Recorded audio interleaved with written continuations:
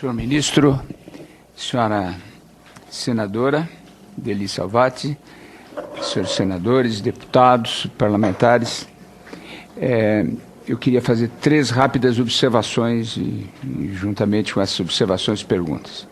A primeira é a seguinte: a partir de 2007, nós começamos a receber dados consolidados científicos a respeito dos impactos do aquecimento global. Começou com o IPCC e, posteriormente, outras instituições fizeram relatórios bastante consubstanciados, consistentes e que ganharam o respeito de toda a comunidade científica.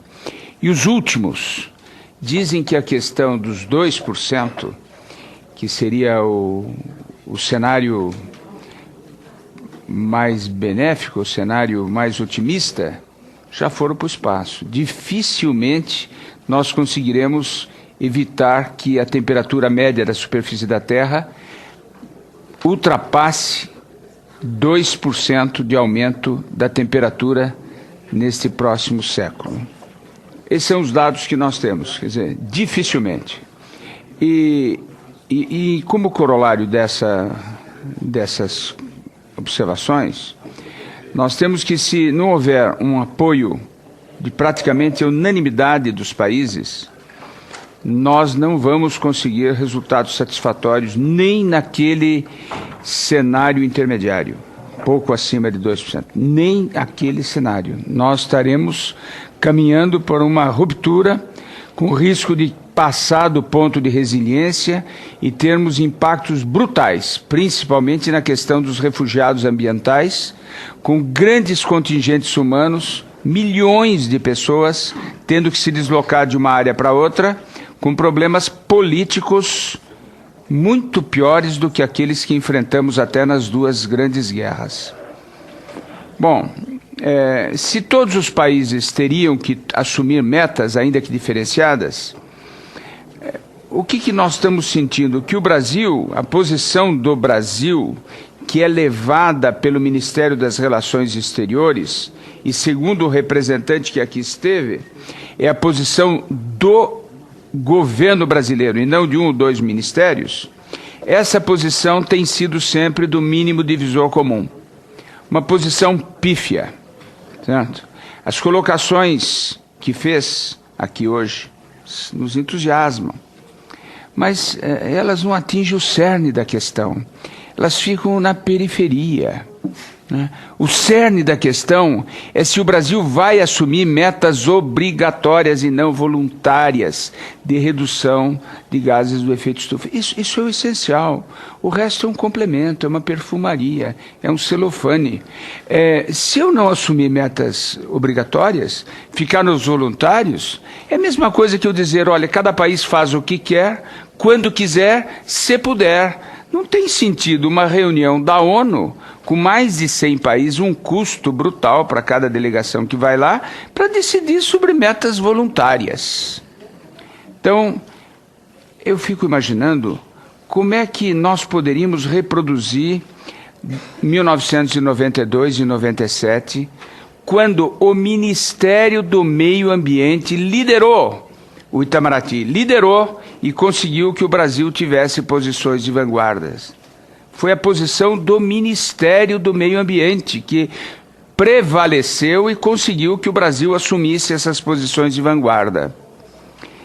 Não conseguiríamos recompor essa posição? Segunda posição.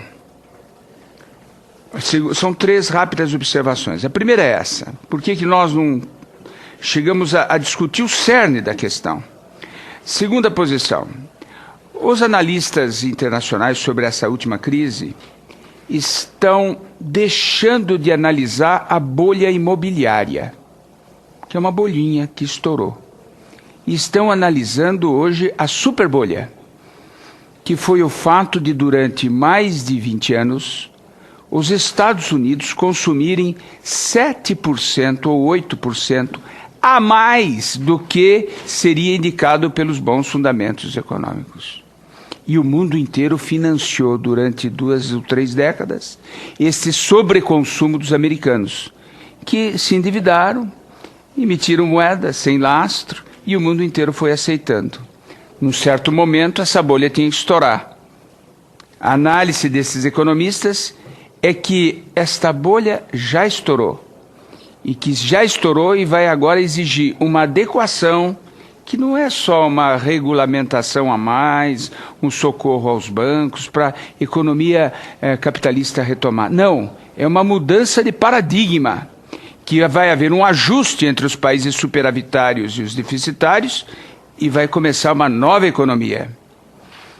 Então a pergunta com relação a isso é o seguinte: todos os países deram apoio ao seu setor econômico, para que o setor econômico não quebrasse e não perdesse muitos empregos.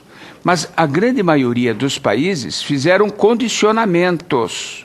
Condicionamentos, recebia o recurso em troca de mudar a sua matriz de produção, substituir energia suja por energia limpa, mudar o que era produzido, passar a produzir alguma coisa que fosse mais econômico em petróleo, em gasolina, ou mais econômico em energia, em água.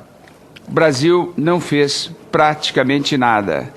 Ameaçou aí colocar um aquecedor solar no Minha Casa Minha Vida, mas não passou disso. Ainda é tempo, ministro, de fazer alguns condicionamentos ou a oportunidade já passou? Terceira observação. As crises são momentos de oportunidades. Quando veio a primeira revolução industrial, que foi quando descobrimos o motor a vapor, os países que se sobressaíram foram aqueles que tinham lenha e carvão.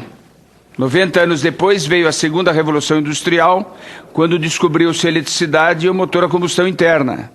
Os países que se sobressaíram foram os que tinham gás, petróleo, carvão e lenha. Agora nós estamos no limiar, vou encerrar, de uma terceira revolução.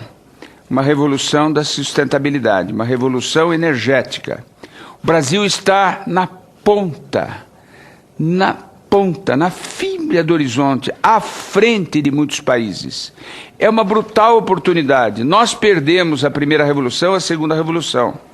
Não aproveitamos nada, não tínhamos condições. Ou até tínhamos, mas como é que um país que tinha escravos na primeira revolução podia fazer uma revolução industrial? Não podia. Nós somos um dos últimos países do planeta a abolir a escravidão. Com escravidão não faço revolução industrial, não tenho operários. Agora nós temos tudo. O que é que o Ministério de Meio Ambiente, que tem que ser a inteligência de tudo isso para a gente aproveitar essa oportunidade para nos transformarmos, seja numa plataforma mundial de exportação de biocombustíveis, ou num país que dê exemplo na utilização das energias alternativas, o que corajosamente, sem essa teoria do mínimo divisor comum, o que nós estamos propondo para influir o Itamaraty, que não segue o parlamento, não é sensível às nossas observações, mal segue os outros ministérios. Como fazer com que esses ministérios tenham a iniciativa e comandem o processo? Era só isso e agradeço muito a sua presença aqui entre nós. Agradeço, deputado Mendes.